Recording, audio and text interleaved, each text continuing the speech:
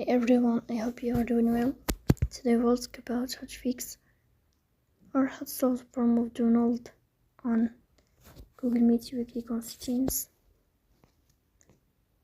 Here we go to apps, default apps, app settings. Then here you will search about Google Meet. You will go here to first stop and you will click OK. Then we'll enter to storage. Here we click on clear cache.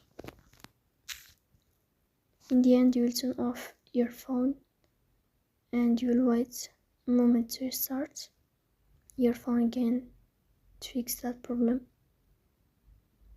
So that's all. Don't forget to support us by like and subscribe.